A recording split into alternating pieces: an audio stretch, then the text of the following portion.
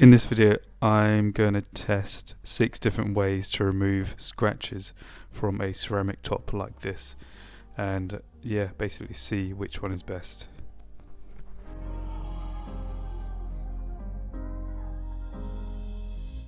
So the first method I'm going to use is baking soda and water. I read up on this online and it says that all you need to do is mix the baking soda and water together, create a paste, leave it on for a little while and then scrub it off, and it should remove the scratches. So I'm going to try that now. You're probably wondering how I managed to make all these scratches. So what I was doing, I was basically cooking something in a pan, and I think some of it dribbled off the side and went underneath the pan and burnt and turned into like carbon.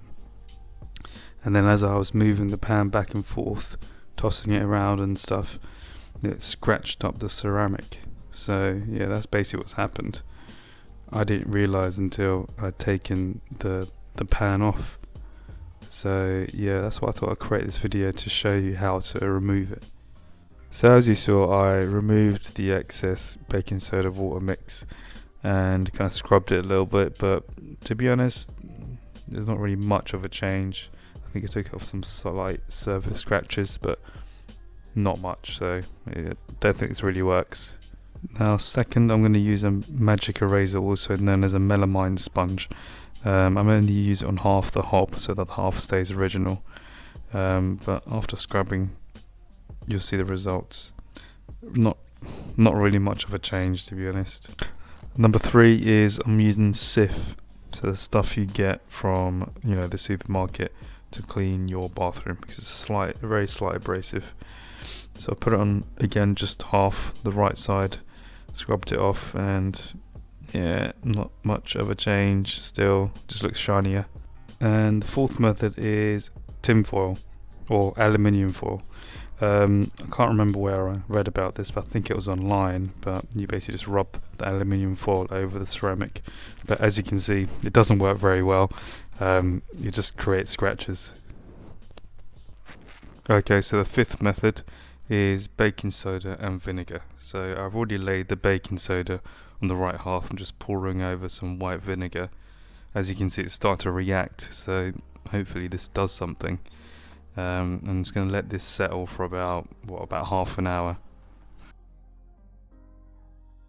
Now I'm just going to start wiping or scrubbing the baking soda and vinegar mix off, and we'll see if it makes a difference. So I've scrubbed it off, and not much of a difference. It's a little bit clearer, but not much. Okay, so the sixth and final method, which I'm using, is probably the most expensive one, but even still it doesn't cost that much.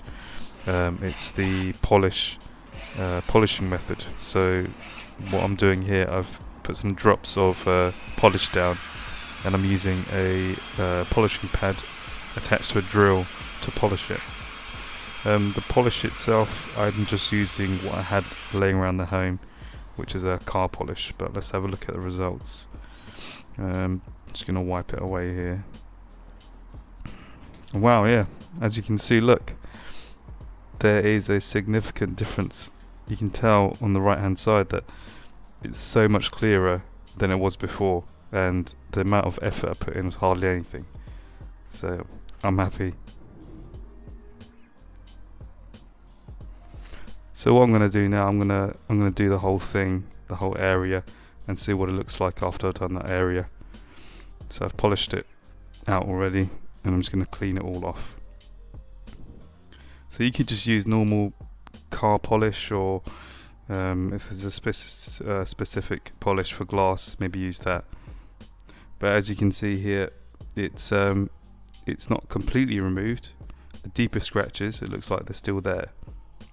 But I did do this another time, I think maybe twice, and it's completely removed. So I definitely would say the polish method is the best. I just wanted to drop in some comparison pictures from before and after, just to show you how much of a difference polishing the ceramic top makes. Okay guys, so if you like this video, please give me a like, don't forget to subscribe, and let me know in the comment section below if this actually works for you. Thanks for watching.